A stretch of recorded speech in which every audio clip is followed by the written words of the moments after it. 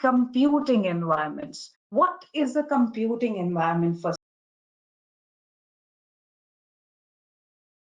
With the computing environments. What is a computing environment first of all? When we say a computing environment, it involves the collection of computing machinery. Okay, we always need a hardware device, the storage device because we need to store the data, the workstations, software applications, and the networks that support the processing and the exchange of electronic information demanded by the software solution. That complete setup is called the computing environment. Think of it in this way that long back when computers were evolving, it was first founded by our forefathers. How it used to work was, it used to be one system, one application. That means in a system, only one application used to work. Imagine you are working on an Excel sheet, only Excel sheet will be opened up and you're typing it up in the Excel sheet. You cannot open up a Google Chrome, you cannot browse, you cannot work on any other application.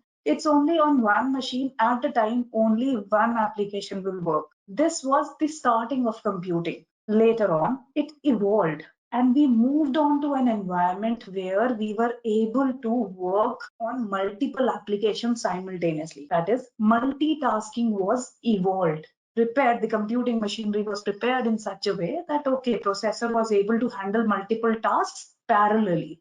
This type of a computing environment was further divided into multiple categories based on various requirements. So we are going to talk about parallel computing, client-server computing, distributed computing, cluster computing, grid computing, and eventually we'll set the stage for cloud computing.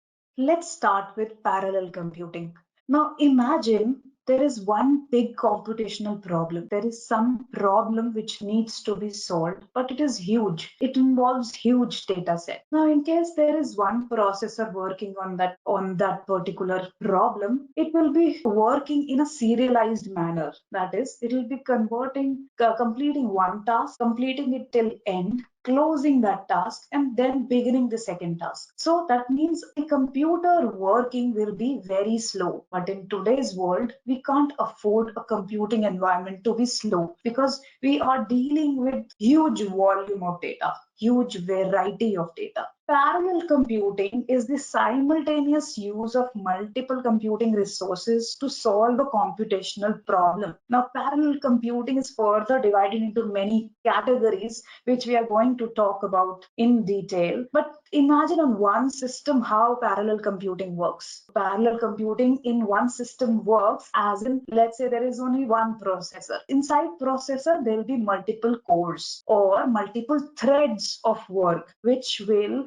divide the one big problem into smaller tasks, and each core will pick one task and they will solve the problems parallelly. That will be our parallel computing. Parallel computing helps perform the large computations by dividing the workload between more than one processor. It can be more than one processor or one processor handling multiple tasks in a parallel way, all of which work through the computation at the same time. Here we are talking about multiple processors taking up each and individual tasks and clubbing them together. The primary objective of the parallel computing is to increase the available computation power for faster application processing or task execution. It supports multi-programming via round-robin scheduling as well. Okay, so one core or one processor is also handling multiple programs by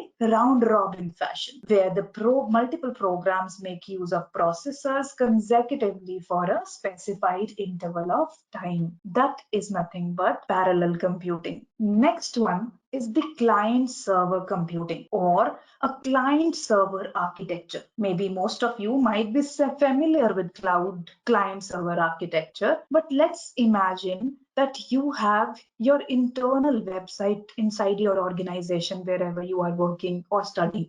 So inside your organization, your internal website, you are able to access when you are inside the network of your organization.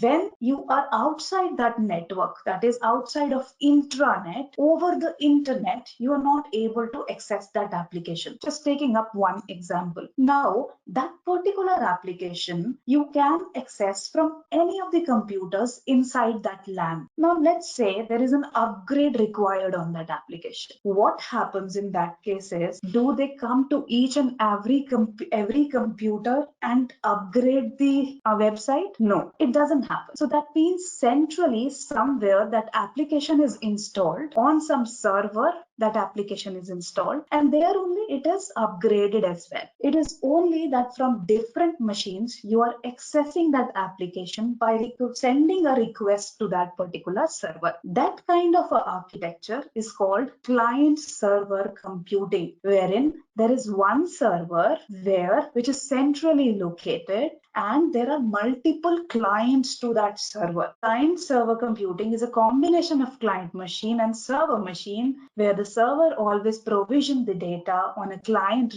request using HTTP protocols. A server serves multiple clients simultaneously, but a client is in contact with only one server. It is a centralized approach. There is one server, client cannot in contact with two servers, whereas one server will have multiple clients. As I gave you the example, your website is on one server, but you are accessing it from different clients. But one client cannot have multiple servers. Client server architecture, something similar to what is shown on the screen. The software and hardware of the server are usually very decisive. Okay, so that is one thing which you have to take care in the client server architecture, that software and hardware should match. Okay, and you should decide them upfront. The need of specific hardware and software increases the managing cost as well. Of course, they have to be in one network, the softwares should be compatible, then only this architecture works. Also, on the simultaneous request from the multiple clients, the server may get overloaded. Of course, if there are so many clients, let's say there's so much traffic inside your organization, your server will not be able to, when the network bandwidth is not that great, or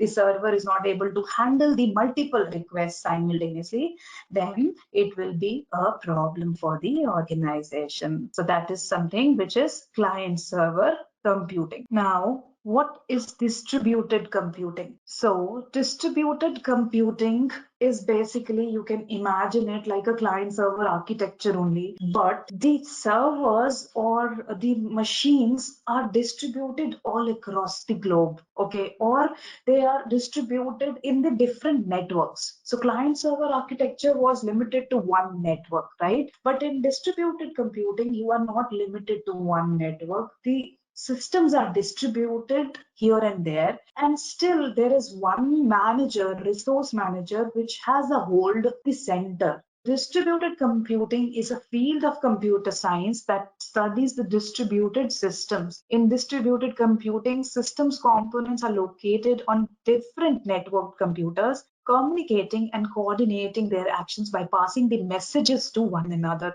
The biggest example is the games which we play. You can take up an example of a Ludo game or any other online game which you play with your friend when you are sitting at your home and your friend is sitting in some other network. Okay, so the scores of both the games are stored somewhere. Both the system communicate with each other in some manner. Okay, that kind of a computing is called distributed computing. You have multiple workstations in different networks, and those networks and the workstations communicate with each other. So the advantage of distributed computing is it maximizes the performance by connecting the users and the IT resources in a cost-effective, transparent, and reliable manner. It also ensures the fault tolerance and enables the resource accessibility if any of the component fails. Now, the distributed system consists of collection of autonomous computers. Of course, the machines are required, connected through a network. This system enables computers to coordinate their activities and share the system resources so that users perceive the system as a single integrated computing facility.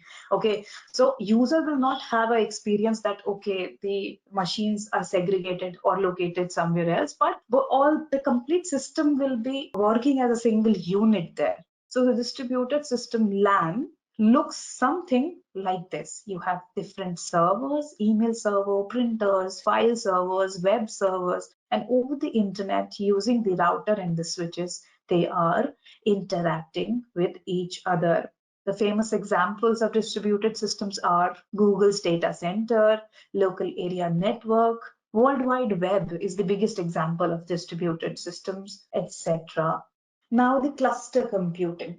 So cluster computing you might have heard in terms of big data. Okay, nowadays working on clusters is very common. What is a cluster basically? So when we say a cluster means a group of systems, of course, like a distributed computing environment. The cluster is basically having a master node and the worker nodes. Whenever you give a big data problem or huge problem to the master node, it divides the problem into multiple tasks. It distributes the work into worker tasks, worker nodes, I should say, and the worker nodes, they do their part, they solve that particular smaller problem, and it gives every worker node returns the answer back to the master node. The master node then collects the data and sends you back the result. So that means whatever task a master node had to do alone now will be done by all the worker nodes together. Of course, we'll save a lot of.